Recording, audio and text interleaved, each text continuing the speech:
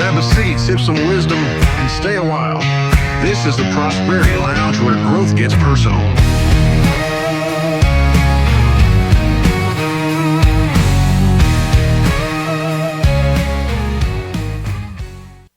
Good morning, everybody.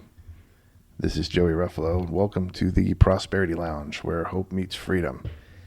I'm a financial coach, business strategist, and best-selling author, but more importantly, I'm someone who's walked through seasons myself. Several years ago, my family and I faced a mountain of debt, about $370,000 to be exact. It wasn't easy. It took sacrifice, discipline, and a lot of faith and hard work. I learned how to rebuild one smart decision at a time. And in the process, I found my calling. Since then, I've helped others do the same, launching businesses, restoring their finances, and transforming their lives.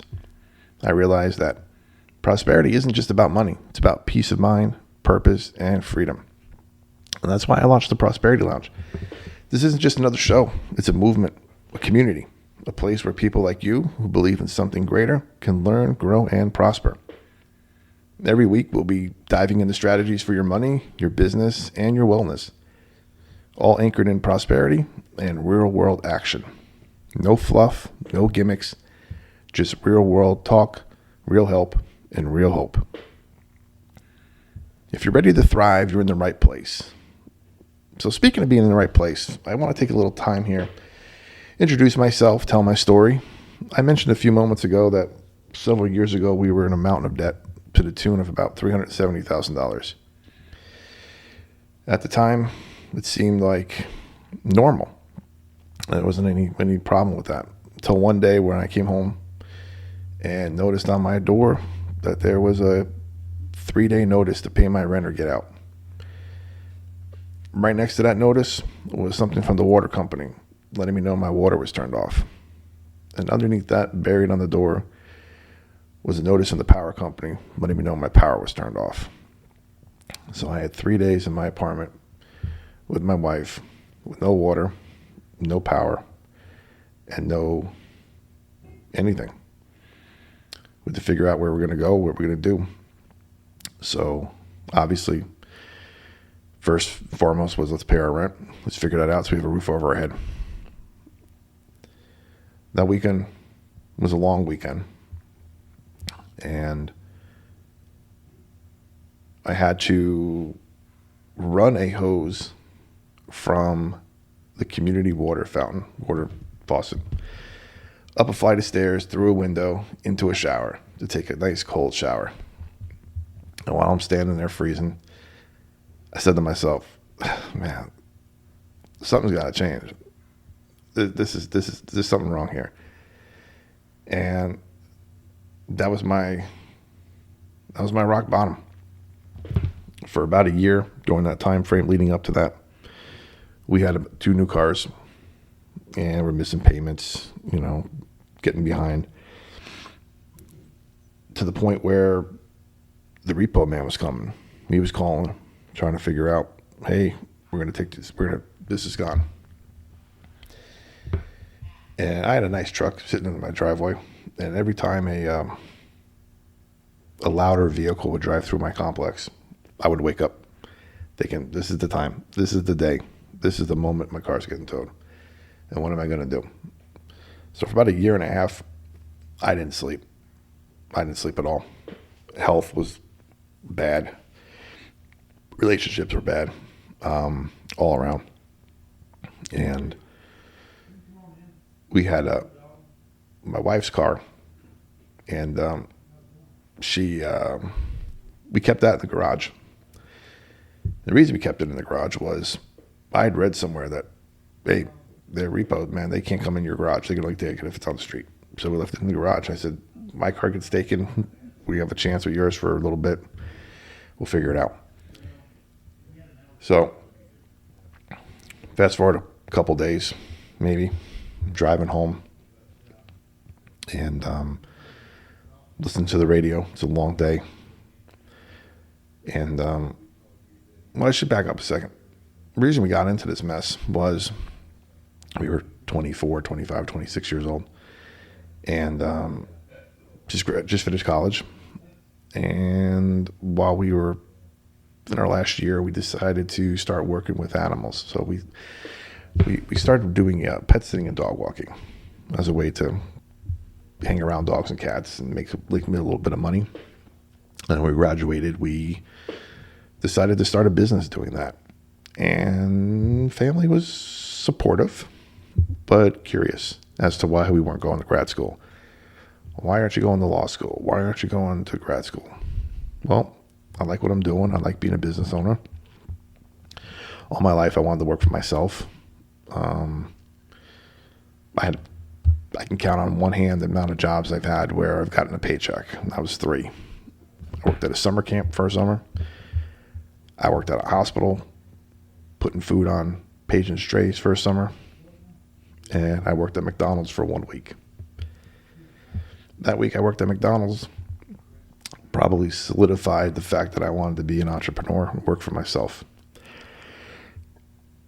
First week they sit you down, they go, hey, you're doing awesome. You're great.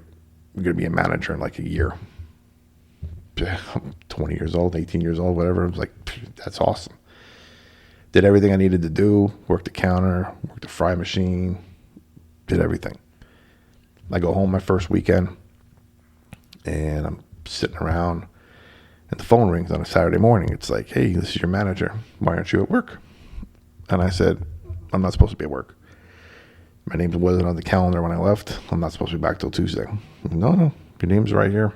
It says 8 o'clock this morning. You're not here. What's going on? So I said to her, I said, can you check again? Because I guarantee I'm not on that list for today. And she said, yeah, you're right here, 8 o'clock. And I knew I wasn't on there. So I asked her to tell me, what name are you looking at? Because I didn't see my name on there. And she said, it's right here, 8 o'clock in the morning, John. And I said, ma'am, my name is Joey, not John. And her response was, same difference, you're supposed to be here. And I said to her, how am I supposed to be there when my name's not there and I don't know that's my name?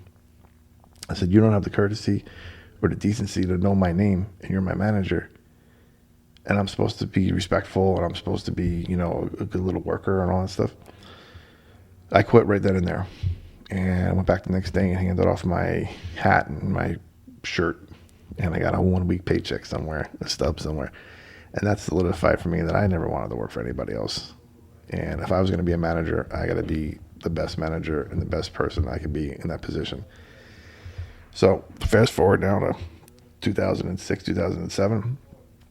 And we were making 6 figures, taking care of people's pets. We had 6, 7 independent contractors working for us. They say living high on the hog. I mean, that's what we were doing.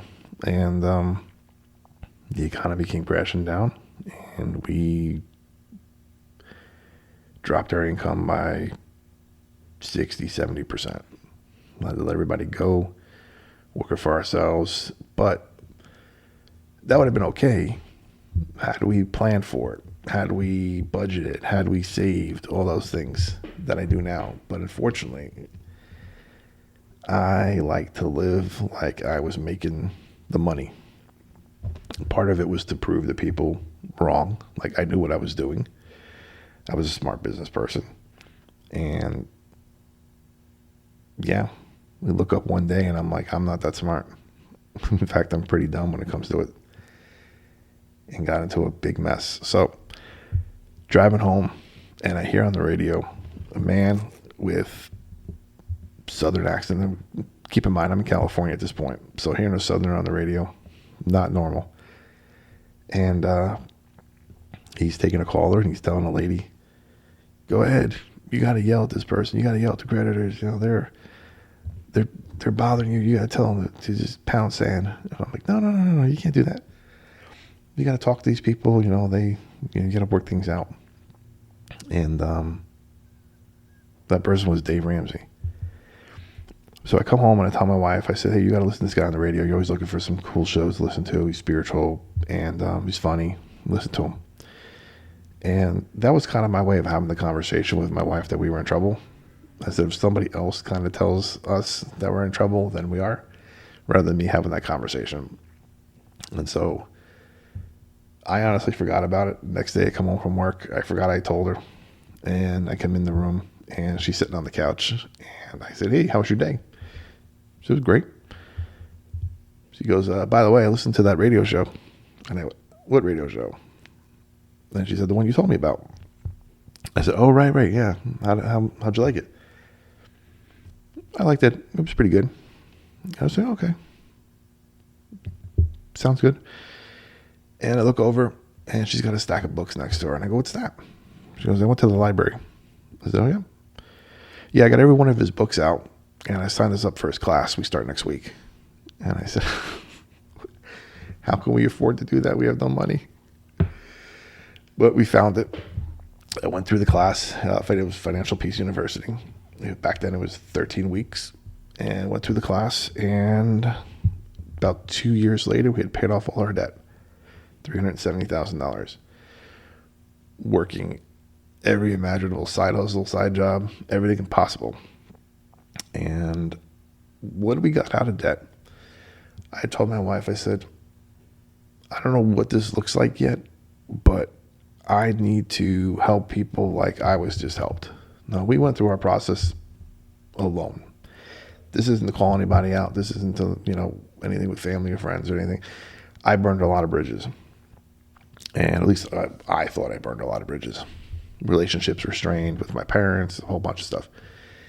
And we had some support, but not put your arms around you, raise you up kind of support that I was seeing other people had in the class and kind of was expecting. So that is where I got started. Went through college, finished my degree, because when I started walking dogs, I was 2 classes short. Went back and finished my degree, got a couple of advanced degrees, got a MBA in financial planning, was like, I'm going to be an investment advisor, and that's how I'm going to help people. And one of my classes was a class in behavioral finance, and that changed my life. Getting to the root cause of people's issues with money, why they spend, why they save, why they act the way they do, having a conversation, getting to the depths of their connection with money and helping them rewire and change themselves was something I felt I was destined to do and help people with. So from there, I started coaching. So far, clients in the years that I've coached have paid off over $2 million in debt. And I have about increased their net worth over $1 million. And I am so proud of every one of them because they did all the work. I didn't do anything. And it's like, pat myself on the back that they did this, but no, it's all them. And yeah, so I did that. And in the process, started helping people build businesses, side hustles turning into jobs turning into careers turning into lifestyles and lifetimes for people. And I love all aspects of just talking to people and coaching people. And that's kind of why I do what I do. It's why I launched the Prosperity Lounge. That's why I'm here talking to you guys today. Prosperity Lounge is a community space. It is a space where people can go 24/7 and interact with others who are like-minded, who are there to learn, there to exchange ideas, connect, refer with each other, everything. And it's a place where there's no judgment. So you can go there. It's and I'll repeat this a few times throughout the show. It's www.theprosperitylounge.com. Theprosperitylounge.com. You can go there to the landing page. If you use the keyword radio, you will receive a free How to Stop Living Paycheck to Paycheck 8-step action guide sent right to you. Also on that page is links to our Instagram page, our new Instagram page. You can also follow me at JR Financial Coach on Instagram or The Prosperity Lounge on Instagram. Also on there is a link to our YouTube channel. We are live streaming right now on YouTube as well. We'll have a podcast coming up shortly. And if you are catching this, you can also catch the live stream replay on the Prosperity Lounge radio show replay, which will be up next week, probably on Monday. So that's a little bit about me. Take a quick break, and when we come back, we will answer some questions that I got from friends and family. So until the end of the break, we'll see you shortly. And we're back to the Prosperity Lounge. Thanks for hanging out. Phone lines are open, 865-577-4885. I'd love to hear your story, answer questions on the air here. While we wait for our first caller and tackle some questions we received on social media, if you're not following us, please do. Again, Instagram at The Prosperity Lounge or at JR Financial Coach, on YouTube at The Prosperity Lounge, and at www.theprosperitylounge.com for our landing page for our free community. You can find everything and go from there. All right, got a question here from Paul from Minneapolis. Paul writes in, amazing story about paying off $370,000. Wanted to talk about negotiating that down. So let me backtrack to our little story there. So it took 2 years, and in that process of paying it off, we did negotiate probably a good, I want to say about $150,000 of that down. Now, negotiating that down didn't mean it went to zero. We still paid a good portion of that off. And what happens is, when you do, be prepared, because at the end of the year, that company is going to send you a 1099 for the difference. And that difference is going to be counted as income, and that income is going to be taxed. So it was, yeah.